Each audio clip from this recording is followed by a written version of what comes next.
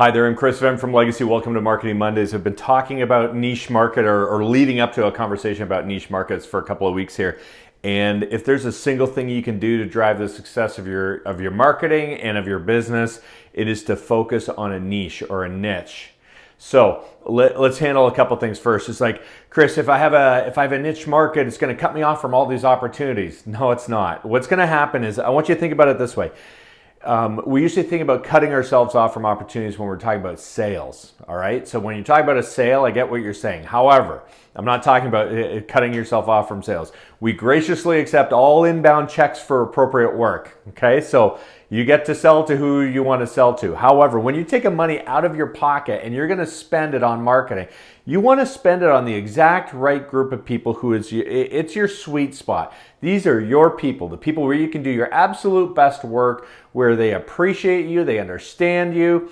And so let's talk about some specifics around a niche here. First of all, number one, a niche market is findable. Okay, you've got to be able to pull together a list. We talked about lists last week. You got to be able to pull together a list based on your niche. Okay, so what that means is, if you say it's like, well, it's people with an income over this who appreciate good advice, that's not findable. You can't go and do a search for or cobble together a list of people who appreciate advice. You would have to go and talk to everybody in order to know, do you appreciate advice or not? And hopefully you're going to get a clean, clear answer on it. So it's got to be findable characteristics. The second is, it's got to be specific. It's got to be a specific group of people. And by specific, what we're actually after is a thing called optimal demography for critical mass. So let's work that backwards. Critical mass. You want to be known within a specific group as the advisor. I want you to think about the words the only. You're the only person for this specific group. If they went to anyone else, they're crazy. Like, they're making a bad choice, they're poorly informed, or whatever it is. It's like you have to be seen as the only person for that space. That everybody else is an also ran or just can't do it the same as you. So you got to be seen as the only. So you want critical mass inside this group of people. Let's say I'm making stuff up. Let's say it was dentists, and I'm a new dentist, and I'm talking to other dentists, and everybody goes, so Chris, who's your advisor? And I say it's advisor B, and they should all roll my eyes. It's like, don't you know that you should be using advisor A? Like, advisor A has critical mass. So you want to be known as the person in a specific group of people. The second is, it's got to be, so you want to have optimal demography. There's got to be enough of them.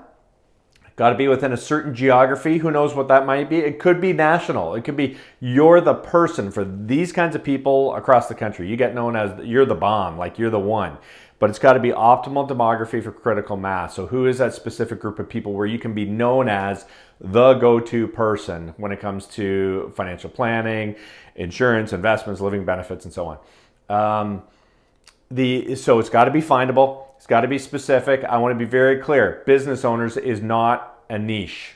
That's a category. So there's got to be enough similar characteristics within that group of people that you can identify them and really recognize that they have unique needs based on who they are. So if it was business owners, you're running with business owners and professionals. Those are categories. For business owners, the owner of a trades company is very different than the owner of an IT company. And you can make the argument as well, Chris, they deal with the same issues. Maybe. However, how they talk, how they interact, where they hang out, who their peers are, who their suppliers are, who their influencers are probably different. You're after a specific group within that. So business owners is a category I want you to get really clear on. If that's the space that you're in, what kind of business owners? What kinds of professionals? Are they credentialed? How credentialed are they? Maybe there's a geography involved. So it's like if you're in a smaller area and you say, well, actually, it is anybody who owns a business that's in this geography, I can buy that to a certain degree. We can talk. Reach out to me if you're not clear on it.